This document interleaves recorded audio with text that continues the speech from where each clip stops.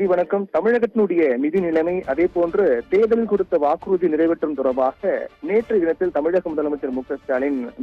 நிகழ்ச்சியின் போது பேசினார். அப்போது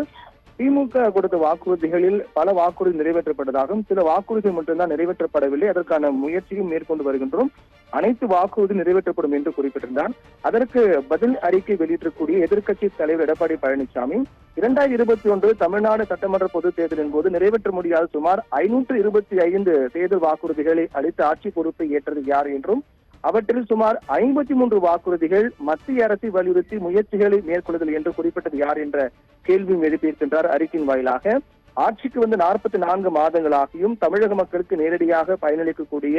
மற்றும் பயன் தரக்கூடிய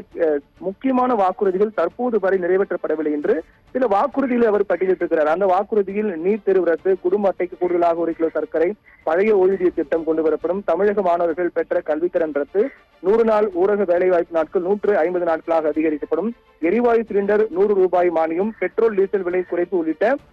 பல்வேறு வாக்குறுதிகளை எடப்பாடி பழனிசாமி குறிப்பிட்டு இந்த வாக்குறுதிகள் என்ன ஆனது என்ற கேள்வியும் அவர் எழுப்பியிருக்கின்றார். ஏற்கனவே திமுக அரசு கொடுத்த வாக்குறுதியில் 90 விழுக்காடு நிறைவேற்றிவிட்டோம் என்று தெரிவித்த தமிழக முதலமைச்சர் மு.க.ஸ்டாலின் தற்போது ஏன் அத்தகைய வாக்குறுதிகள் இன்னும் நிலுவையில் இருப்பதாக தெரிவித்திருப்பது ஏன் என்றும் கேள்வி எழுப்பியிருக்கின்றார். அதாவது மகளிருக்கு 50 விழுக்காடு மானியத்தில் ஸ்கூட்டர் பற்றிய கேள்வி எழுப்பிய தமிழக முதலமைச்சர் மு.க.ஸ்டாலின் 3 ஆண்டுகளில் வேலைக்கு செல்லும் மகளிருக்கு 25,000 மானியத்துடன் 2.85 லட்சம் இருசக்கர வாகனங்களையும் 740 கோடி ரூபாய் மதிப்பீட்டில்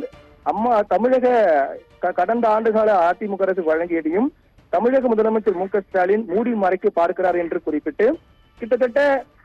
568 அறிவிப்புகள் அறிவிக்கப்பட்டது என்றும் அவற்றில் 566 அறிவிப்புகளுக்கு அரசாணை வெளியிடப்பட்டு 289 திட்டங்கள் முழுமையாக நிறைவேற்றப்பட்டன என்றும் 277 திட்டங்கள் தொடர்ந்து நடைபெற்று வந்தன, மீதமுள்ள 2 திட்டங்களுக்கு ஆயத்த பணிகள் தொடங்கப்பட்டன என்றும் திமுக ஆட்சியின் போது மேற்கொள்ளப்பட்ட மக்களுக்காக